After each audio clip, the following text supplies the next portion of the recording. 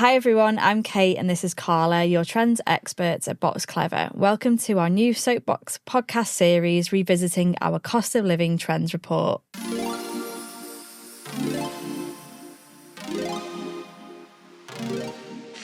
So today the trend we're going to be looking at is evolving influencers, and this trend speaks to the changes in influencer culture which are impacted by the cost of living crisis.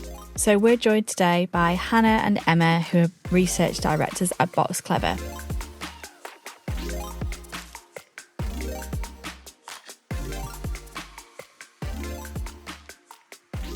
Welcome to the podcast and thanks for joining us. So we'd like to ask you the first question, which is, how have you seen this trend around evolving influencers play out in the real world? So to start with, I think it's really important that it doesn't come across this trend that influencing is in decline. And I think everything we kind of discussed today, probably we need to keep that in mind, that it's very much not in decline. And a report that we saw earlier in the year on Forbes stated that 92% of brands intend to increase their influencer marketing budget. So yeah, it's very much still a tool for marketing teams. What we are seeing though is the term influencer evolving. So there's a lot of negative connotations with the word influencer, and so we're seeing kind of a move to the term content creator. Yeah. I think we're seeing that because of influencers themselves. They want to kind of feel more valued for the work that they're doing. And also in research, we find it very difficult to get people to actually own up to being to say they're being influenced, because people really don't want to own up to the fact that perhaps, they're following people, and that just because they've seen something on social media, for example, they've then gone off and bought it. So this kind of evolution to the word content creator feels a little bit more positive, and gives creators themselves a bit more value, I think. Yeah, and I think this kind of transition from influencer to content creator, we sort of see that manifesting in the types of influencers. I'm going to use that term interchangeably, but, the ones that still remain popular or gain in popularity, there's definitely been a shift away from that sort of overtly glamorous, rich, kind of affluent, they're getting gifted, that really luxury-focused content creation or influencer that was sort of, the one that dominated the sphere. There's definitely now kind of a shift to more natural, authentic, different types of content creator. I think, one that's recently gained quite a lot of traction is this sort of trend of gran influencers, particularly on TikTok. So the older consumer, and actually they have a really strong power with, brands and businesses that cater to that market. So cruise lines, for example, are kind of engaging gran influencers. So we're seeing almost a widening of the influencer sphere, which I think has been a real sort of direct, response to the cost of living trend. And I think that's quite interesting. But we also see it in the nature of the content as well. So it used to be very kind of point and shoot. Here's a product, I'm promoting it. Here's a code, with the sort of change in nature of what consumers want and what works. I think now we see much more in the space of more holistic content. So get ready with me content isn't just here's one product, here's my code to buy it. It's kind of a here's my lifestyle, here's what I'm wearing on the whole. And brands will be peppered throughout that, but it's less overt in kind of what they're pushing. And I think there's two reasons for that. One, of course, the content creators themselves know there's been an evolution in what consumers want. Instagram, TikTok, they have quite clear parameters now about being overt when you are advertising something, promoting something, ultimately influencing somebody. You have to be kind of more transparent about that because people want this honesty around that. And I think perhaps where we see it's most interesting is when actually influencers fail to do that and the consequences for them. Just last month, you guys probably saw it in the news, kind of quite famous influencer, Grace Beverley, has her own fashion and lifestyle brand. And she really got kind of repercussions because she posted a series of videos online that weren't transparently saying she was ultimately promoting some of her own products. And the Advertising Standards Agency got involved. There were kind of repercussions for her around that. And I think the most important thing about that story is not that she did it or that it kind of got reprimanded, but it was consumers themselves who put the complaints in, so it's actually, they've got to think about the audience that they're catering to. These people, everyday consumers like us who absorb this content won't stand for things that are fake or kind of veiled in sort of, disguise. People want the honesty, they want the transparency. I know you're selling to me, but just be honest about that. And that's probably the biggest trend shift we've seen around sort of influence. That's really interesting. On another episode, we talked about trusted transactions, which I think there's a bit of an overlap between the two. Still very much trends in their own right. But we talked a lot about how consumers, that there's sort of hyper-vigilance now as a result of cost of living, wanted to know where their money's going, wanted to know what am I really buying here? Yeah. And I think that ultimately trust sits at the core of this trend as well. And just that, I don't feel like this is a genuine sort of narrative that I'm hearing or a product that I necessarily need, and kind of flagging that. And we know that advertising standard agencies and consumer champion companies like Which are really clamping down on this as well. So I think that's really interesting to kind of draw that comparison to that particular trend. Exactly. Yeah. I think we're seeing some influencers move to membership type platforms. Starting to hear a little bit in research. They're still very small, but Patreon and Substack are being used by influencers. They generate their own income from their subscribers. But it also allows them to have a little bit more control over that content as well. Still very small. And I think I read a quote in The Guardian the other day that said, buying clothing from a link posted by somebody who is promoting under duress is starting to feel icky. And I think, consumers and influencers themselves are looking for ways to, generate their own income and be creative with that, but across different platforms. I think one of our colleagues the other day was saying that she follows Pandora Sykes, the fashion editor, who has moved a lot of her content over to Patreon, and gives her the a channel to deliver even more content, but in a very authentic way. And sometimes, I just know that, is it Patreon? Is it? Patreon. Yeah. I just know that from someone that I follow, who Adorna Porter. I don't know if anyone follows her, but I know she deliberately kind of cut down her posting on Instagram and moved to that. So it's like, if you want to engage with her, she's almost like dictating which channel that you kind of engage with her and her content and her recommendations on now. So it's quite interesting to see how that's even influencing the social media channels that we traditionally seen these influencers being really big on, like Instagram being the main one the last sort of however many years. So that's quite an interesting point as well. So I think referring back to your question, about kind of how this trend is evolving and what else we're seeing, I think it'd be remiss of us to have this conversation and not talk about AI. Now, we can't go down a rabbit hole of AI and all the ways in which it's influencing our world. Of course, we know that. But certainly it's evident in the influencer space as well. And I think if I look back to the report that Hannah referenced there, apparently, 76% of marketing agencies are now using AI with regards to their influencer campaigns, and around 52% of influencers are using AI in some capacity, right? So just think it's interesting to note how we talked about authentic content, honesty, transparency. Where does AI fit in this in terms of trust and what we're presenting to people? How do consumers make that kind of discerning sort of decision-making around a product or a promotion if AI is in the mix? And I think there's sort of two extremes to this. So on the one hand, we've got completely AI-generated influencers, right? So there are now digital avatars, digital influencers that brands are using to, portray their products and to advertise their products in place of what used to be a real beauty model, let's say. Yeah. Yeah, a really good example is Maybelline's AI. So their first virtual influencer called May. Not sure if you've seen got an her example on of that as well, haven't we? on the mascara adverts. And they've got a lot of positive feedback from their use of an AI generated influencer.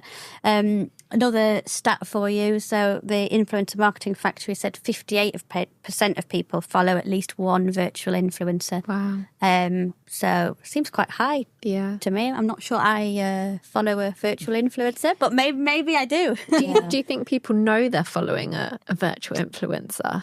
Yeah. And I think this is interesting, and maybe part of the way which we can kind of evidence that is on the flip side. The same time that May was kind of launched and that campaign was out there for Maybelline's new mascara, L'Oreal, so of course the parent brand to Maybelline, so within the same family, same category, of course, launched an advert with a real model, so a human beauty model, if you will, but she was wearing fake eyelashes in a campaign for mascara.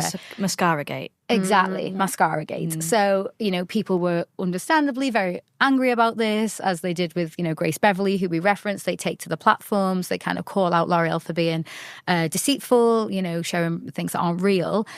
But on the flip side, we've got people quite actively accepting AI influencers, people who are totally digitally generated. So there's a real dichotomy, and I think probably the most interesting tension in this whole sphere around, on the one hand, we've got this real acceptance of AI, falsified people, but because they know it's fake, I think there's almost just a passive acceptance of that. But when it's a real human and that's being passed off as something that's real, but there's a fake element to it, the attitude is different. So I think, again, it just comes back to, you've mentioned it, Kate, but just trust, honesty, authenticity. It doesn't matter which of those two channels you take, human or AI, but be honest, and hold all those values true for each of those different ends of that spectrum, ultimately seems to be what's happening in this space. So real transparency, and I guess similar in the way when you're talking about the type of content people are producing, that if it's an ad, they want to know, but equally they don't want the content to feel like they're just being sold to. They want it to feel authentic. They want to hear about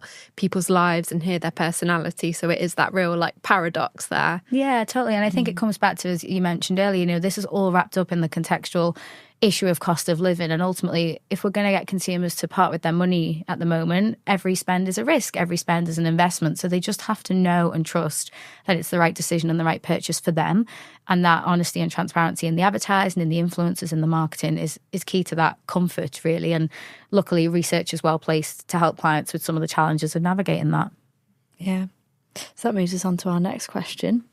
So that is around, I guess, what conversations have you been having with clients around this particular trend, or is there any consumer stories that you can play back that reflect what we've just talked about? Yeah, and I think the majority of our research where we cover influences is often part of the kind of a bigger piece of work, and really understanding how influencers fits in the overall marketing mix. It's often, one of many tools that a brand is using. Influencers can be, hugely beneficial in increasing awareness. We work with a brand, that's driven, significant awareness over the last couple of years through working with influencers. I think the thing that we've really helped them do is make sure that they work with influencers that really fit with their brand. So yes, consumers might love a brand to work with a particular influencer, but we've got to really understand that those influencers are brands in themselves. So as a brand would do with any kind of collaboration, if they were collaborating with another brand, really making sure that fit makes sense from a values perspective, and from how they show up to consumers, because getting that wrong can be quite a risk. Yeah, and I've recently worked with a brand who, quite overtly said we have an anti-influencer policy. Like, it's not part of their strategy. It doesn't align with their values. As Hannah said up top, it's not that this trend is overall, influencers aren't in decline, but there will be businesses and brands where actually that is right for them. And I think from a research perspective, that's partly what we can do, is help, whether it's by the right sector or category or at an individual brand level, is advise on if and where it is right for them, and then how to best get it right. Yeah, because consumers ultimately have more of I think it's been described as a BS filter now as a result of the cost of living. So prior to that, I'm not saying everyone was mindlessly buying things that an influencer told them, but I think there was certainly an aspect of that with things like hauls and, just, very kind of obvious product pushing. And now we're seeing that, you know, people are a lot more kind of cautious, aren't they, about who they want to actually buy things from. And yeah, is that person relevant to me? I think in the cost of living report, we had an example from a content creator who was working with, was it Levi's? Yeah, I can't remember how you say her full name now, but she started as a YouTuber, the chicken shop dates, and it was very kind of sort of awkward, like playing into that real like authentic conversation that doesn't feel staged or polished. And I guess she's a good example of someone who isn't your traditional glamorous influencer, but is now working with all these big brands, and is just someone that people have really sort of, I guess, reacted to positively and felt that sort of connection with. And as a brand, you could totally see that with Levi's, given their, you know, what they're about and innovation and doing things differently. And whereas, you know, if another brand tried that who was super glossy, for example, you'd definitely question like the authenticity of that. I think in research, you know, we've seen it time and time again that consumers are very quick to pull brands up if they're doing something that doesn't feel authentic or, you know, doesn't fit quite right with what consumers expect, particularly Gen Z. You know, we've done research recently where, you know, they can quite, you know, some quite heated conversations when, they feel disappointed in the brand or the influencers that they're working with. Yeah, and I think there's some brands who are sort of quite naturally aligned to this because of their brand values. I think like one of the biggest kind of, I guess, explosions around how influencers have tapped into and really influenced a core market at the minute is if we just pause and take a look at beauty and skincare for young consumers. We're not even talking Gen Z, we're talking like Gen A here, like very young girls constantly on TikTok, you know, now really bought into this whole slew of brands that are promoting products that arguably are not necessarily appropriate for them. And it's because they're sort of in this constant content cycle of seeing other women, other girls promoting it, you know, pushing it. And what we've started to see now is sort of bigger brands, ones that hold values true to their heart around kind of good skincare and natural beauty. So Dove, also Kiehl's, have come out with almost counter campaigns around this influencer trend to say, look, you know, these products aren't necessarily suitable, embrace natural skincare. You know, they're trying to almost re-navigate these young consumers actually to a path that's more appropriate for them. And arguably that's still influencing in a different way, but they're taking the route of dermatologists and experts and their own brand values as sort of the cues of trust, again, authenticity. You know, we're the ones who are sort of, you know, the main leaders in this safe space. So it's interesting when one of these trends does sort of run away with itself because of the influence of social media, how other brands as sort of the leaders in the space can really step in and try and like recourse, you know, that path. So it's definitely a messy space, but as Hannah alluded to, it's the brands that sort of will either hold those values and communicate them in the right way that can help. It's a form of de-influencing from a brand perspective in a way as well, isn't it? Because, you know, they definitely could profit from that trend, kind of like you said, running away, and people really tapping into it. But it's not right at the end of the day. So it takes quite a bold stance to kind of talk about that from a brand perspective. Yeah. But I think we're also seeing that in not just obviously beauty related to like young girls, but I guess as well, even with adults on, you know, well, obviously like TikTok shops, like a really interesting space, isn't it? Because that is allowing people to buy beauty products like at the rate of knots. Like it's so quick and instant.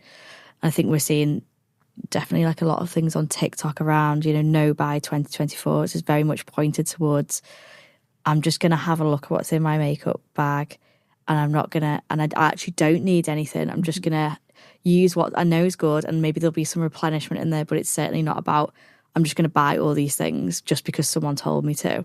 So I think that's a really interesting one to track going forward. Yeah, I've even seen some influencers talking about re-wearing items or showing, you know, pictures on Instagram that are the same outfits and different ways to wear them. And it feels like that's part of that kind of slightly de-influencing or just anti-mass consumerism, which in a way they've been part of, but now they're, I guess, sort of removing themselves from it a little bit. Yeah, or even just creating kind of new channels of influence. So a space I'm kind of obsessed with at the minute is there's a whole slew of kind of new content creators who are in the charity shop space. So I don't know if anyone follows Charity Shop Girl online, but, her whole premise is she goes to charity shops across the UK.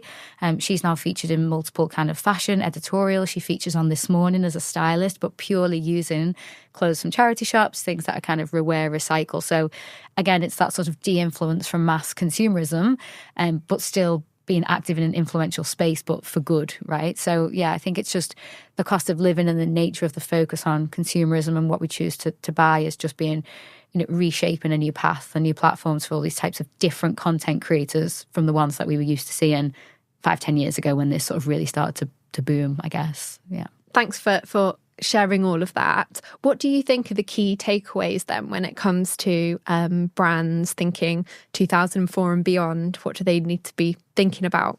I think the big thing is understanding where influencers fit in the customer journey for your customers and your target customer. And being really careful, when we speak to consumers about the language we use when we research influencers. And, we're more and more talking about, as we said at the beginning, content creation. So being mindful of how consumers are going to respond when we talk about these types of things. Being very mindful of, what our brand values are and how we want to show up. And like we said, choosing influencers and working with those that will help us grow awareness and obviously drive sales, but that really kind of fit with our brand. Yeah, and I think probably for me, one of the things they just really need to be aware of, as we've, I think, touched on throughout, is just the real fine line between the opportunity that influencers can create as part of your marketing strategy, but also the kind of inherent tensions that consumers have now with them. I think there's an acceptance that influencers or influencing is going to be a part of our marketing mix now forevermore. As Hannah said, it's actually on the increase, if anything. But it's how do you make sure for your brand that you're either embracing the opportunity in the right way. From a cost of living perspective, we know that, there are influencers around FinTok, for example. So helping people understand the best value they can get from brands or life hacks that are going to help them save money. Like, huge opportunity to play in that space with your influencer strategy. But there's those inherent tensions around trust, reality, transparency around the content you put out there. So I think from a brand perspective, acknowledge, of course, it's going to be part of the mix, but really understand your consumer needs, attitudes, perspectives around this space to make sure you're getting it right so you don't face a mascara gate or, a backlash of your own. I think that's really key moving forward. Great. Thank you both for coming in to talk to Carla and I today about the evolving influencers trend. Thanks for having us. Thank you. Thank you for listening to today's podcast episode. If you haven't downloaded it already, you can access our cost of living trends report by scanning the QR code on screen. And if you'd like to speak to either of us or any of our guests about the trends that we've covered in the podcast, then please get in touch via the email address. And that's everything from us. Thank you for listening.